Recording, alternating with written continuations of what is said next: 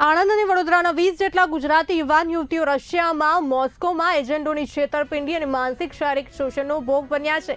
તેઓને દર મહિને રૂપિયા 1.50 લાખના વચનમાં મોકલ્યા ગયા, પરંતુ ત્યાં પહોંચી જતા તેમને ઊંચા પગાર, રૂમમાં તાળા, ખાવા પીવા પર પ્રતિબંધ અને $500ની ખંડણી જેવી સ્થિતિનો સામનો કરવો પડી રહ્યો છે।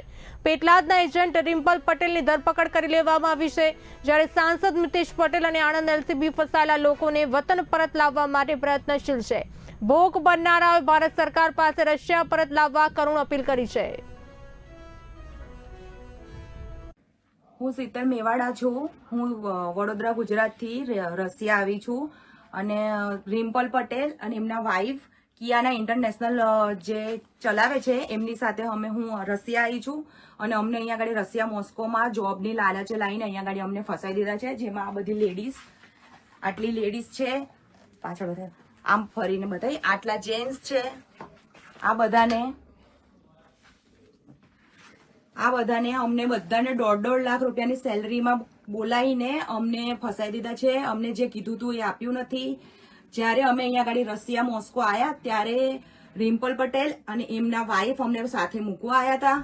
2 જણ અમને સાથે મૂકવા હતા, 2 દિવસ અમારી સાથે રહ્યા હતા અને જ્યાં સુધી એ લોકો હતા ત્યાં સુધી અમને અહીંયા આગળ કોઈ પ્રોબ્લેમ નહોતું। અમને અહીંયા આગળ ચાર્જર આપ્યું, લાઇટ, બધું જ, ખાવાનું પીવાનું બધું જ આપ્યું। અને 2 દિવસ પછી એ ગયા એટલે અમારા રૂમનું હીટર બંધ કરી દીધું, અમારે ગરમ પાણી આપવાનું બંધ કરી દીધું। અમને પહેલા ફિક્સ સેલરી 40,000 ફિક્સ સેલરી 3 મહિના મળશે એવી રીતના લાયા હતા, પછી તમે જેટલું કામ કરશો એવી રીતના વધશે। પણ અહીંયા ગાડી અમે આખો મહિનો કામ કર્યું તો અમે જે લેડીઝ છે ને અમુક 3-4 જેન્ટ્સ છે એટલે ટોટલ 9-10 જણ હશે, એ લોકોને ખાલી 6,000 રૂપિયા સેલરી આપી છે। અને બીજા આ 3 લોકો છે, આ જે 3 લોકો છે એમને એવું કીધેલું કે એમને વધારે સેલરી મળશે। હવે તમે બોલો, તમને કેટલી સેલરી મળી છે? અમને 10,000।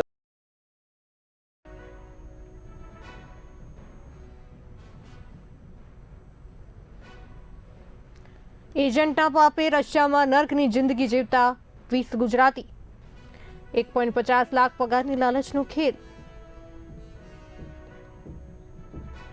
આ સાથે વધુ માહિતી આપવા માટે અમારા એસોસિએટ એડિટર ઉમંગ સોની જોડાઈ ચૂક્યા છે। ઉમંગજી, વિદેશ જવાની અને મહિને લાખ રૂપિયા કમાવાની ગેલચામાં ગુજરાતીઓ 20 જેટલા રશિયામાં એજન્ટોના પાપે નર્કની જિંદગી જીવી રહ્યા છે, શું કહેશો?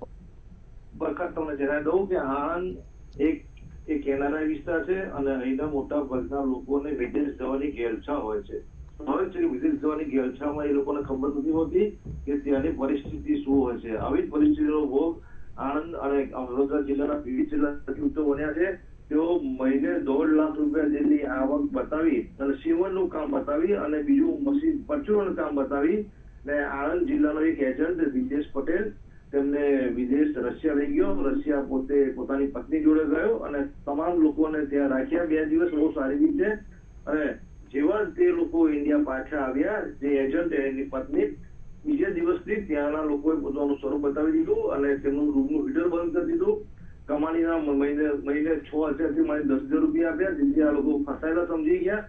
અત્યારે સોશિયલ મીડિયાના જમાનામાં એ લોકો વિડીયો ઉતારી અને ગુજરાતમાં અને ખાસ કરીને આણંદના સાંસદ મિતેશ પટેલને આપ્યો અને પોલીસને આપી। પોલીસે કાર્યવાહી કરી, તરત એજન્ટની ધરપકડ કરી છે અને આણંદ જિલ્લાના લોકલાડીલા મિતેશ પટેલ અગાઉ પણ આના જિલ્લામાં કોઈ પણ વ્યક્તિ વિદેશમાં ફસાય હોય તેની મદદ માટે તત્પર હોય છે।